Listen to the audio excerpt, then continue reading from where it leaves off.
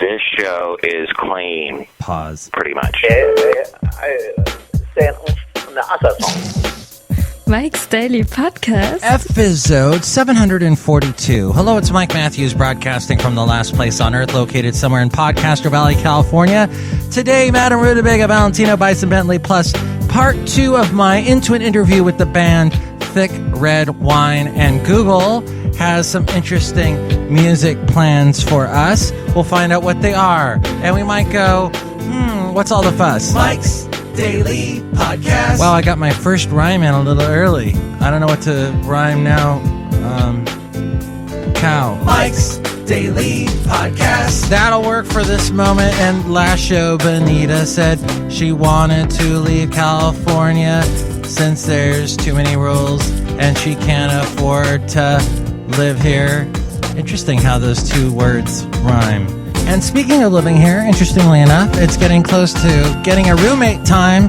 Yes, I'm renting out one of the rooms in my house. Mike's Daily Podcast. And I make a great roommate, and so does Basil the Boxer.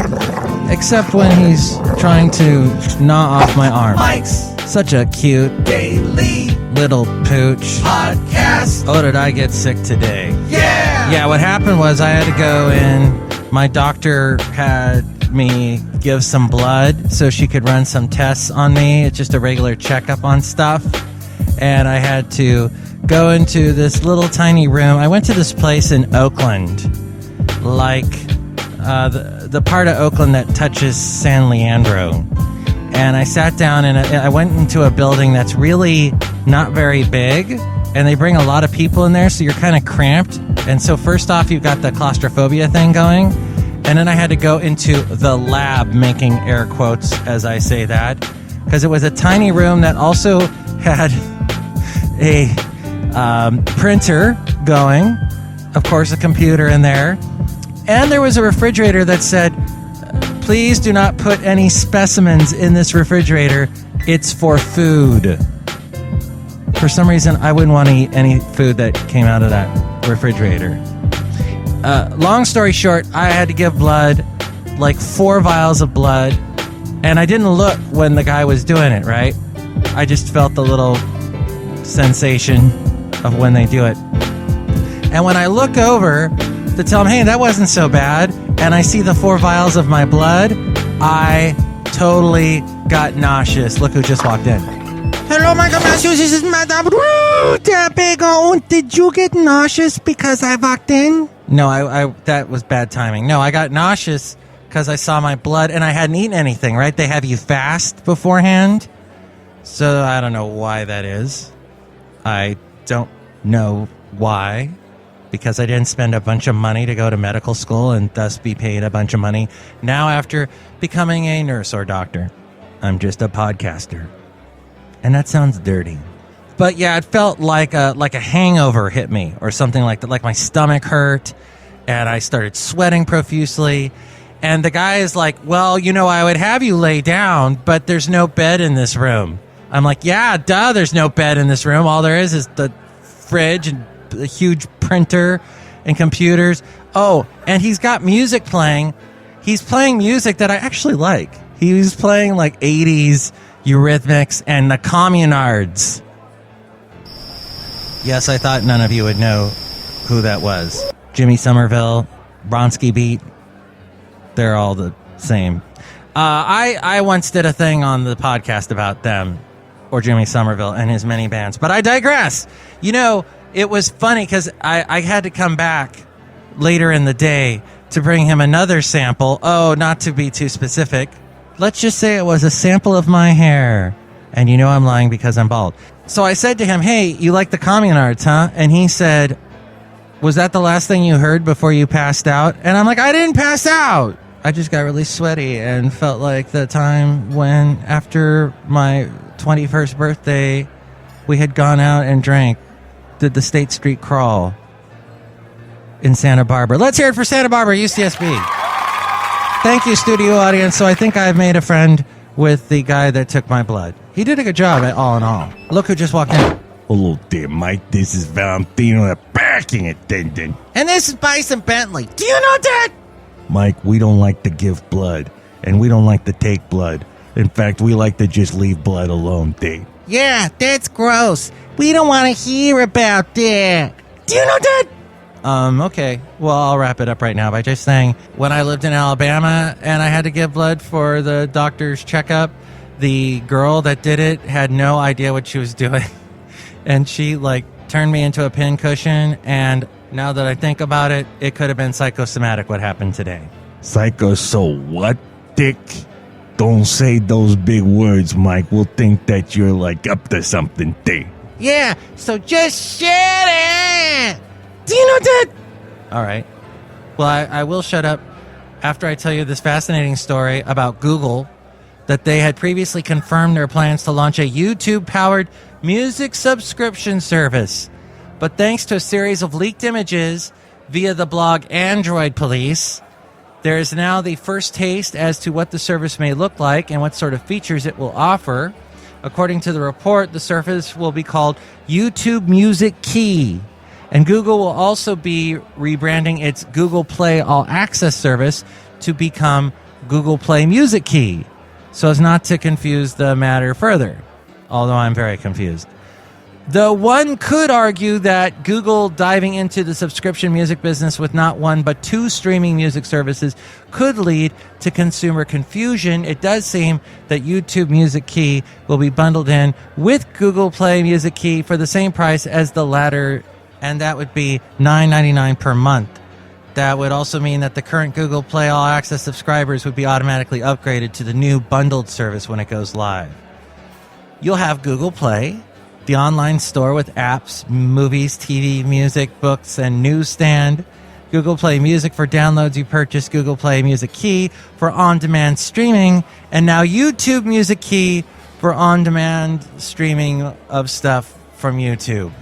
And thank you to TechCrunch.com for telling us all that information. This all was created, YouTube Music Key, because one of the popular things that people like to do on YouTube is watch and listen to music videos. And so this is going to be an audio-only playback for background listening, in addition to video viewing. It just seems like you could be doing this all anyway, right? Just don't look at the screen. What do you think about all this? Email me, mikesdailypodcast@gmail.com. And have you had crazy experiences while trying to give blood at the doctor's office? Email me, mikesdailypodcast@gmail.com. We read your comments at what we do this section, this little feature called Emails from Email. Also email me there if you'd like to be a guest on the show or if you'd like to sponsor the show, mikesdailypodcast@gmail.com. And check out the website, mikesdailypodcast.com. It's got the blog, the Daily Podcast picture, all my past interviews, and we also have links to where to find us on iTunes. Subscribe to us in iTunes, and you can comment and rate the show, comment on the show, and that helps us out. It improves our ranking if you do that. There's also links to where to find us on Facebook. Like the Facebook page, and when I post a new show, share it with your friends. More people find out about us that way, too. You can also find links to where to find us on YouTube, and I don't know if it'll be on that YouTube key thingy, but whatever. SoundCloud, Stitcher, Spreaker, Mixcloud, Podomatic, Yelp, Tumblr, Twitter. We're at all of those. You can find all those links at mikesdailypodcast.com. Into an interview. I'm speaking with Mike Wojciechowski of the band Thick Red Wine, and his new EP is called Homesick, and it comes out next month.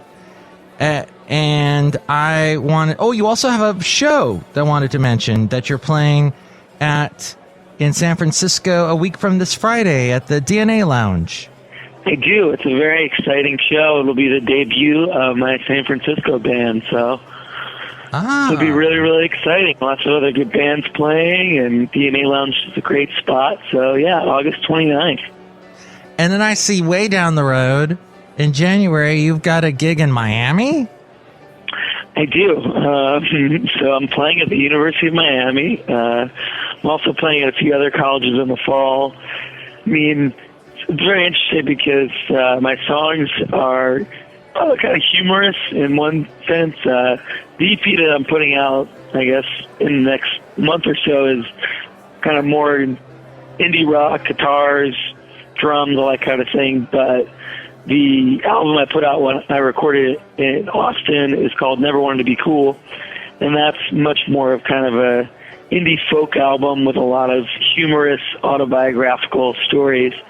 So the college crowds have kind of eaten that up, and it's been really, really nice to be able to play shows for colleges in that respect. And that first full-length album is called Never Wanted to Be Cool. Is that true? You never wanted to be cool? It is true, you know. I mean, it's true to the extent that I'm sure that, you know, at some point I wanted to be cool, but in the greater picture, the way I've lived my life up until this point, I haven't been trying to be cool at any point. So that's good. I know I'll never be cool, so why try? It's definitely like one of the songs that I play at almost every show because everyone can sort of relate to it. You know, I mean, it's an experience. Basically, the song that's the title track of the album is about a recess fight I had in the 5th grade, where this kid Bobby tried to start, you know, getting in my face about hanging out with one of my best friends from grade school, and I fought him, you know, chased him around the playground, and I wasn't a very violent kid, but for some reason, just the idea of my friend having to sort of go through the experience of like, you know, I'm not cool, I'm being called out for it, kind of led me to maybe take a stronger stance than I was used to back then. And so I was kind of thinking back on my childhood, I probably wrote the song 3 or 4 years ago, and this experience came back to me of, oh yeah, this random recess fight I had, one of the few times that I was involved in some sort of trouble at school, you know, it definitely influenced a lot of how I treat my life and how I value friendship and how I value kind of the idea of, you know, sticking up for who you are and the people you're with in a way that isn't based on cool kids, you know, and maybe that's gotten updated to be a little bit more relevant to the work life and, you know, the greater music communities, but it's still something that everyone can understand. And it was recorded in Austin, this song, right? This album. It was, yes. And this just me and a guitar. And this particular song, yeah, it's just you and a guitar. Yeah, I mean, it's one of the songs that I feel like it just came out in a stream very, very quickly, and there's a lot of words. It's a very sort of long-winded, but that's kind of my style. So. Well, I love it. And, you know, there's some other guy, I think his name is Bob Dylan, who's a bit long-winded, too, sometimes with his words. But and when there's a lot of words, but you're still captivated by what you're saying, I like that. And that shows a lot of talent on your part. Let's play it, shall we? Yeah. It is Never Wanted to Be Cool. We're talking to Mike Wojciechowski, and this is his band Thick Red Wine. Actually, this is not really a band. It's just him and his guitar in this song on Mike's Daily Podcast. I hit my peak of popularity back when I was in grade school. Everyone wanted to be my friend, thought that I was so cool. Some girls in my class were always trying to spell out my last name, Wojciechowski. I would hear them say, no, I was just being myself. I had my jock jams on repeat, and I love Goosebumps, origami, basketball, and R&B. But now pro wrestling is what I love most. So did my best friend. Cooler kids than us had yo-yos, and they traded Pokemon. Back in kindergarten, Bobby was just a kid who ate glue. But by the 5th grade, well, he was that kid who everybody knew. And during recess one day, he came up to me and my best friend. He said, why would someone like you hang out with losers just like him? Well, I bet Bobby never makes it out of Jersey. If there's a God, let her show him some mercy. Because I had not known people world could be so cruel. But I knew I never wanted to be cool. Then Bobby acted like me and him were made of the same stuff, trying to be some macho 5th grade ass, like he was tough and dangerous. When I told him to just go away, I had not realized my best friend's face had turned a wounded red, tears dripping from his eyes. So I chased Bobby's skinny, little sad and slow misshapen body around the recess yard like dogs chase prey. Well, that's how I chased Bobby, tried to slither underneath the gap in our chain link fence, but I was fast enough to grab him by the ends of his pant legs, and I pulled him back out to the playground where I lifted him right up, and I power bombed him right down on the grass. His body made a thud, so they sent me to the principal office 223. Said, "I'm sorry, Mr. Kelly, I don't know what came over me." He said, "You're lucky, I'm just giving you a warning. Think on your wrongs, kid. Come and see me in the morning. And I will always recall that afternoon at school. 'Cause I learned I never wanted to be cool. And I know there will be Bobbies in this world to make me mad. You know I didn't really hurt him. In the end, is it so bad that for a moment I just wanted to be Stone Cold Steve Austin, pile drive him down into the ground, throw him in a coffin. Sometimes we chase so damn fast, we forget moments that define us. All the friends we can't remember, all our past selves hide behind us. Till one day you stop to think about your life and start to wonder when this bitter world first stung you, kind of like a stone cold stunner. And now I have gotten older, it has been over 10 years. I am not a violent person, and I don't have too many fears, but there's still not one damn thing I would not do for my best friend. All the Bobbies in this world will never sever me from them, 'cause I keep them close, like we're all a family. And this all might not win me any Grammys, but I still sing it proud as an exception to the rule. And I'm glad I never wanted to be cool.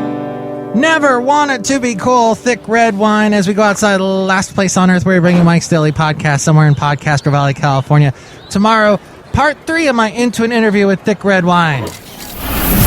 And here's today's podcast picture. The podcast picture is from Saturday at Bodega Bay. It was so nice. All of a sudden the clouds, because it's usually just this time of year, just clouds, overcast, fog. But all of a sudden the sun popped out. It was beautiful. And there's a picture of the sun and the marina there at Bodega Bay. You can see that picture now at MIKEs-DAILY-PODCAST.com. Oh, Michael Matthew, it is so beautiful. Do I make you nauseous? No. That was just a miswording I did earlier. Bad timing. It didn't have to do with you. Okay, Michael Matthew, you would tell me if you thought that I made you nauseous, wouldn't you? Of course I would. It'd be the first thing out of my mouth. I'd say, Madame Rootabega, you make me nauseous. And you would say, I hate you. See? That's why we have this open line of communication between each other. It's wonderful. Do you also want to leave California, Madame Rootabega, like Benita does? No, I love it here. Even though there's too many rules and it's too expensive? Yes, I don't care about the rules, and I don't pay for anything anyway. I get everything gratis. Oh, good for you. Tomorrow, yes, part 3 of my Into an Interview with Thick Red Wine. Plus, we will hear from Chely Shoehart, Floyd the Floorman, and John Deere the Engineer. Mike's Daily Podcast is written and produced and performed by Mike Matthews. His podcast is super easy to find. Download or listen to his show and read his blog at MIKEs-DAILY-PODCAST.com. Email Mike now. at MIKEs-DAILY-PODCAST@gmail.com. See you tomorrow. Bye. Hey, Bison, look at this. I got a paper cut day. What? I don't want to look at blood. Hey, do you know that? He just fell on the floor. Basil, eat him.